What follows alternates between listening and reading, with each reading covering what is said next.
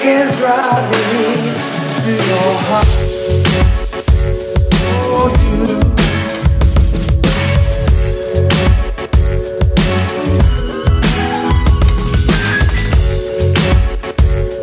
Oh, you. It can drive me to your heart. Oh, you.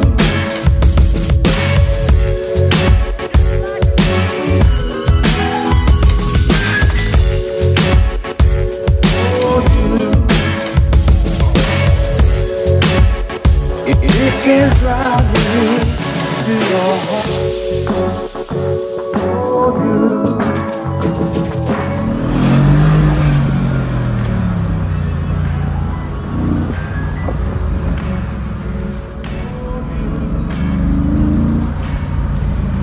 Bonjour et bienvenue dans cette nouvelle vidéo de Monsieur Cédric. Donc là, on se trouve à Los Angeles Downtown, ce qui signifie centre-ville comme on peut le voir avec les buildings. Et on se trouve à bord, donc bienvenue à bord de cette AMG G63. Et là, c'est une édition spéciale. C'est l'édition Crazy Wild. Crazy Wild, et je vais vous montrer tout à l'heure un petit peu l'extérieur de la voiture.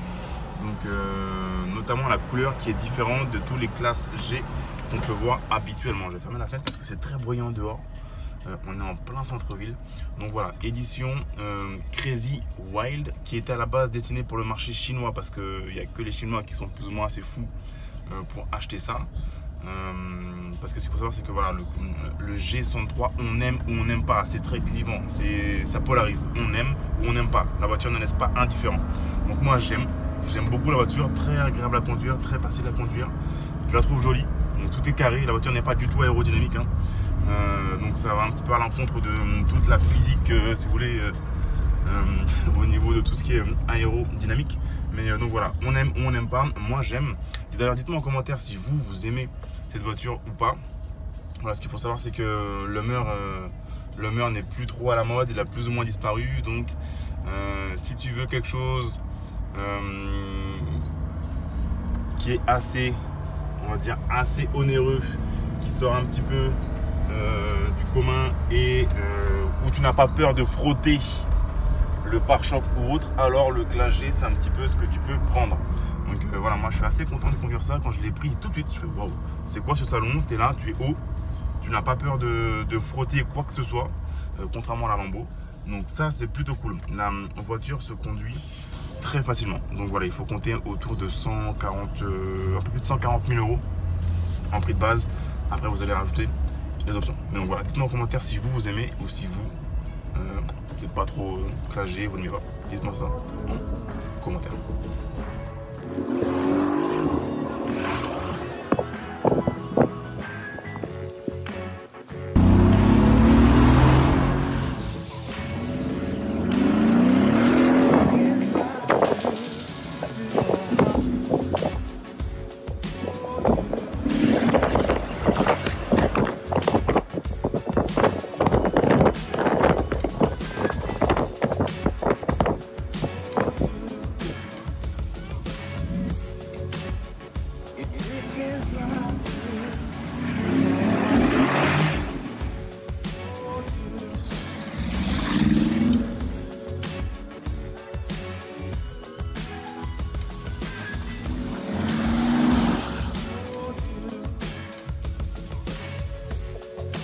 Aux États-Unis, tout est big. Regardez le poids lourd devant. Je sais pas, il doit faire au moins 20 mètres de long. Aux États-Unis, tout est beaucoup plus grand qu'en France. Le Classe G, il est tout petit ici. Hein. Il est tout petit par rapport aux voitures, on va dire, environ. Il y a une petite Yaris devant. C'est pas la norme. Regardez-moi ce camion. Leurs camions sont vraiment stylés. Donc, ce qu'il faut savoir par rapport aux classes G, encore une fois, je vais vous faire un tour tout à l'heure. C'est que, effectivement, aux États-Unis, il y en a beaucoup, notamment en Californie. Il y en a beaucoup en Californie et surtout à Los Angeles. Mais voilà, parce que je sais que beaucoup de mecs disent en commentaire, ouais, mais c'est trop fréquent aux États-Unis ou autre. Non, peut-être à Los Angeles, et encore, ça dépend des quartiers. Beverly Hills, Bel Air et compagnie, mais dans le reste des États-Unis, non, ça l'est pas tant que ça. Et on était à Santa Monica hier et il y avait une famille de l'Illinois, donc vers Chicago, qui disait ah est-ce que ma fille peut monter dedans parce que donc voilà nous on n'en voit jamais dans l'Illinois. Donc non c'est fréquent, oui c'est fréquent mais ça dépend où, c'est comme partout. Et du coup cette édition là qui est jaune un peu comme Colonel Moutarde, je crois que c'est un petit peu le jaune qu'ils ont pris de l'AMG GTS, un jaune moutarde qui est vraiment joli, et bien il plaît beaucoup aux Américains. Donc effectivement on en voit pas mal des classes G63 ou G50, 55 à Los Angeles, mais cette couleur là spécifiquement elle plaît beaucoup et on a beaucoup de j'ai reçu beaucoup de compliments par rapport à cette voiture. Donc les gens donc voilà, ils apprécient vraiment cette couleur qui change de l'original. Ce qu'il faut savoir aussi c'est que à Los Angeles Downtown, donc la journée là ça va, mais si tu viens là le soir à partir de 21h 22h tu flippes, c'est plus la même ville. On dirait qu'il y a des zombies qui sortent, c'est Walking Dead, ça fait flipper.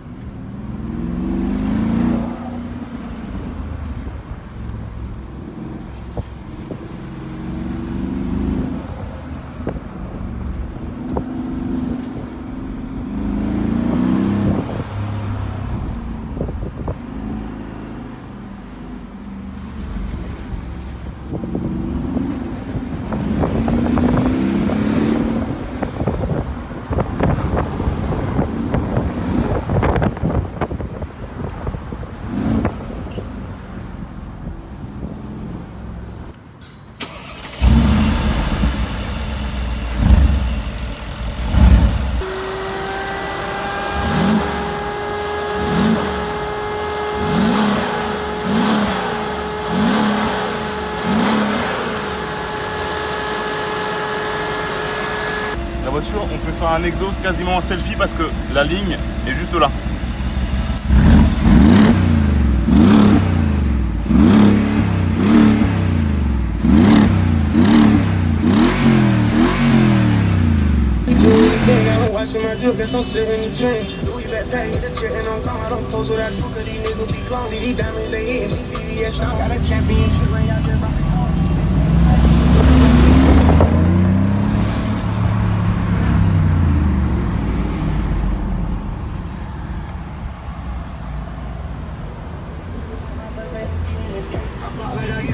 In 500 feet, turn right on Francisco Street. Yeah, il a dit it's loud boy, ça fait du bruit mec.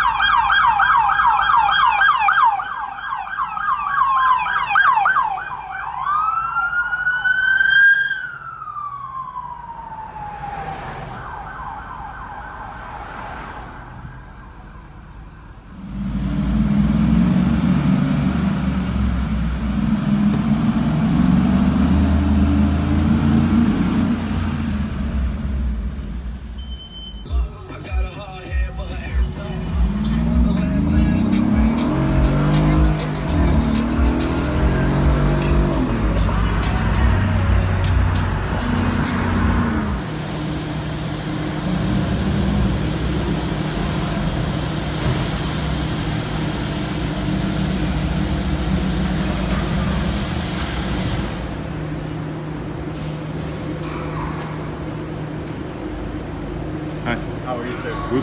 Checking out today? Yeah, thank you. Not now, actually. No, no? No. Later. Yep. Alright. Beautiful car, by the way. Thank you. Le monsieur vient de dire beautiful car by the way. Les Américains aiment beaucoup cette voiture.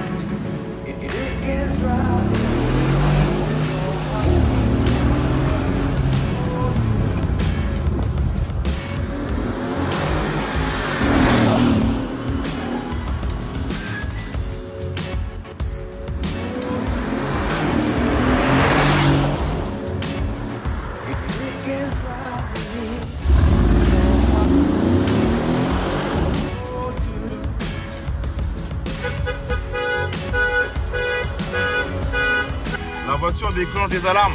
d'autres voitures parce que comme l'exhaust, comme le pot est sur le côté, elle déclenche des alarmes de voiture.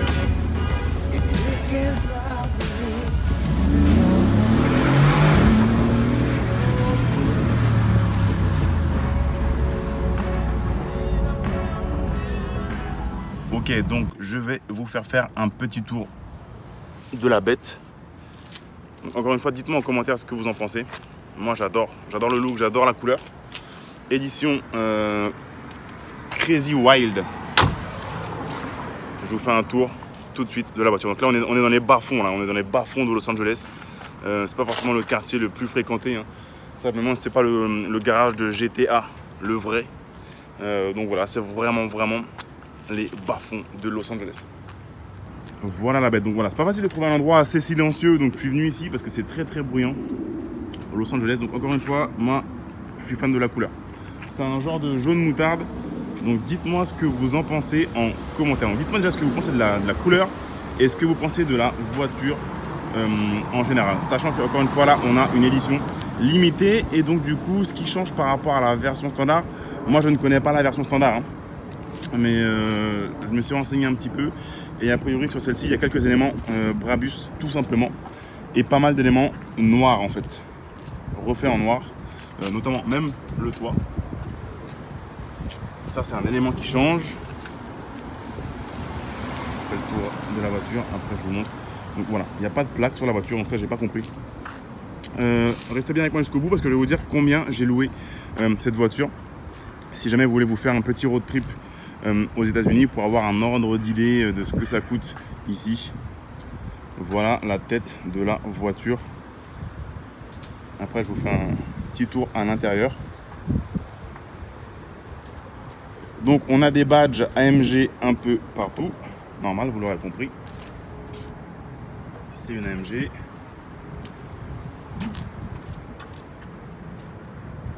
Les roues, les jantes c'est du 20 pouces. 20 pouces pour les jantes. Donc on a deux sorties ici et deux sorties de l'autre côté. Donc autant dire que quand vous doublez une voiture ou quand vous doublez, on va dire, des passants qui marchent, il faut vous garantir qu'ils se retournent. La grosse roue, boum, sachant que la caméra est ici. Donc c'est un petit peu bizarre au début quand on regarde dans la caméra de recul parce qu'on a un gros appendice là qui est ici et c'est assez bizarre. Il faut prendre le coup de main. Après la garde au sol est telle que moi je vous dis là je suis confort, là je suis serein quand je conduis, je suis serein par rapport à la Aventador. Je suis zen.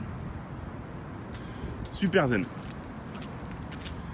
Donc ouais, vite teinté. Ça c'est caractéristique de l'édition, cette édition spéciale. Vite teinté, mais vraiment une teinte assez forte. On ne voit pas à travers. Donc ça rajoute au style de la voiture jaune, noir. Boum. La voiture c'est du jaune et du noir. Moi je trouve ça très joli. Donc ça me fait délirer. Les clignotants et le capot. C'est la première voiture que je conduis. Quand tu mets le clignotant, tu vois le clignotant qui clignote dans la voiture. Tellement la voiture est chelou. Je vais vous montrer l'intérieur. Je vais ouvrir le capot pour vous. Si je me fais agresser les gars en direct, plus ou moins c'est normal. On est dans les bas-fonds de Los Angeles et là je suis avec une voiture qui coûte plus de 150 000 $. Donc c'est ce bouton rouge là pour ouvrir le capot. On va prendre ça parce que c'est très chaud, qui est très sale.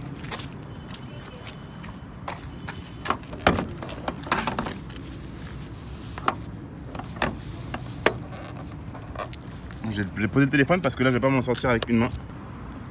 Donc là on a un V8 biturbo 5,5 litres qui développe 563 chevaux je crois.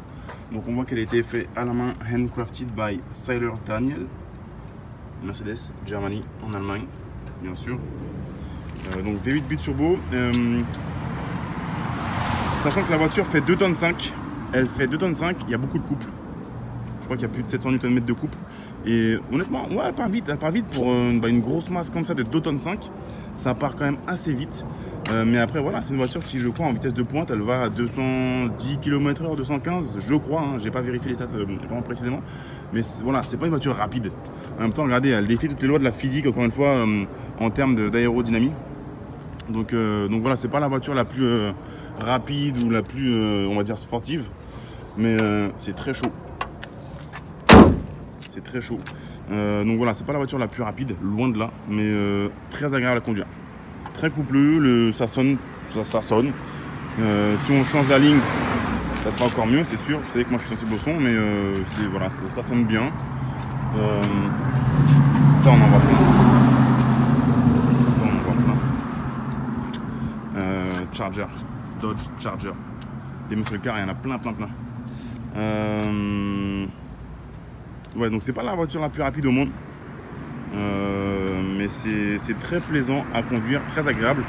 Donc voilà, moi ce qui m'a choqué tout de suite quand j'ai récupéré la voiture, encore une fois je vais vous dire combien je l'ai loué à la fin de la vidéo, c'est ça. Quand tu prends la poignée, c'est ces bruits là.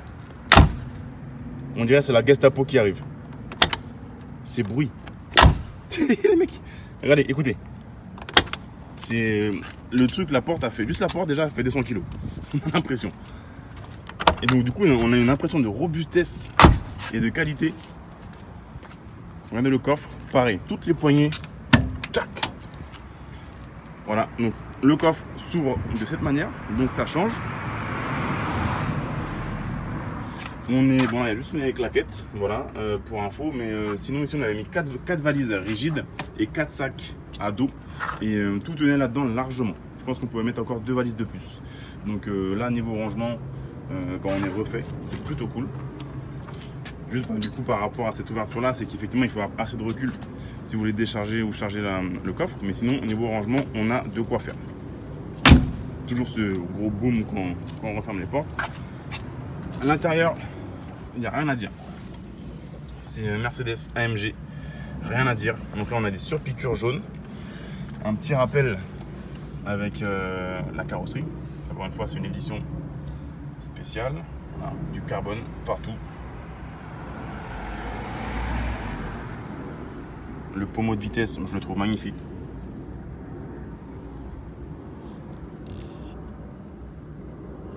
Magnifique. Frein à main sur piqûre. Un couloir. Les sièges, très jolis. Autre chose qui m'a choqué dans la voiture quand on arrive, c'est tous ces boutons pour régler les lombaires. Là, on peut vraiment régler les lombaires, la largeur, la profondeur.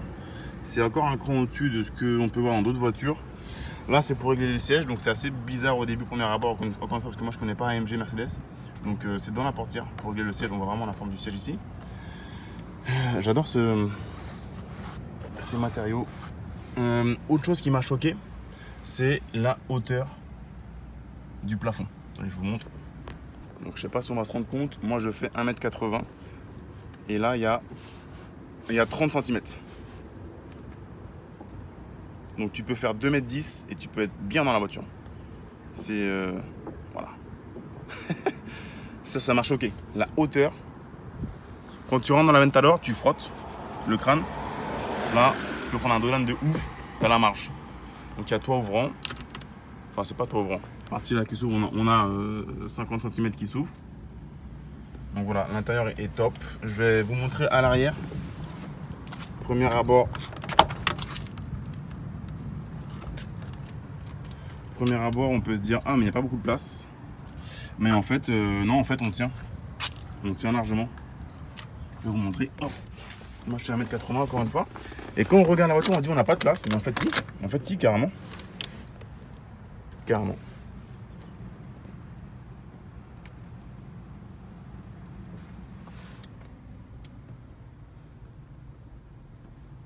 Le son est excellent. Voilà, donc au niveau de la location de cette voiture, donc ça m'est revenu à 890 $, par jour. Donc voilà, c'est un budget, mais si vous venez à plusieurs, c'est toujours c'est faisable, quoi. C'est pas non plus une supercar à 2000 € la journée ou autre. Là, c'est 890 $ la journée. Quand je dis ça, c'est vraiment le prix fini. Là, c'est une voiture qui défie les lois de l'aérodynamisme. Quand je dis voilà 890 $, ça comprend tout, l'assurance, les taxes, parce qu'ici tout est hors taxe, et surtout l'assurance, parce que c'est une voiture qui coûte quand même plus de 150 000 $, donc tu veux avoir une assurance qui couvre ça bien, même si sur votre carte bleue vous avez déjà une assurance, c'est mieux de doubler la chose avec la franchise de l'assureur, comme ça tu es tranquille. Donc voilà, eux ils t'annoncent un prix de 550 $ par jour, mais en fait ça c'est un prix d'appel. Après tu rajoutes les assurances, les taxes et tu en as pour 890 $ par jour pour cette voiture et tu as 75 miles par jour, ce qui n'est pas beaucoup. 75 miles, donc tu multiplies par 1,6. Donc ça fait grosso modo 110 km/h de tête comme ça, 110 km, 120 km à peu près. Donc voilà, tu es assez limité on va dire en termes de rayon, mais ça tu peux le négocier tout le temps avec les loueurs. Mais comme moi, je savais qu'on allait rester sur Los Angeles qui fait quand même 80 km. C'est étendu sur 80 km, donc voilà, on n'a pas besoin de faire 300 bornes ou 200 bornes par jour. Voilà, donc là il y a des gangsters qui sont en train de se garer derrière. Je crois qu'ils m'ont repéré. Donc, non, je rigole. Enfin, j'espère. Donc voilà, dites-moi en commentaire ce que vous pensez de cette voiture. Moi, j'adore. Encore une fois, on aime ou on n'aime pas. Mais vous savez, c'est vraiment ça, les voitures, c'est de créer des émotions. C'est des bonbons. Il faut que ce soit des choses qui nous fassent vibrer, procure du smile. Et là, c'est exactement ça. Cette voiture, elle procure quand même pas mal de smile et pas mal de compliments ici aux États-Unis. Donc même aux États-Unis, les gens la remarquent. Donc j'imagine même pas si on avait ça en France ou en Europe. Je pense que les gens également ils la remarqueraient plutôt pas mal. Donc voilà, ce n'est pas une supercar. Ça fait du bruit, ça avance un petit peu, mais voilà, c'est autre chose. C'est un autre délire. C'est la masse, c'est le gabarit, c'est la hauteur, c'est le bruit, c'est l'apparence, le look. Donc voilà, ça se démarque. Des autres choses, sachant que alors, en Californie je crois qu'il y a 12 millions d'armes en circulation.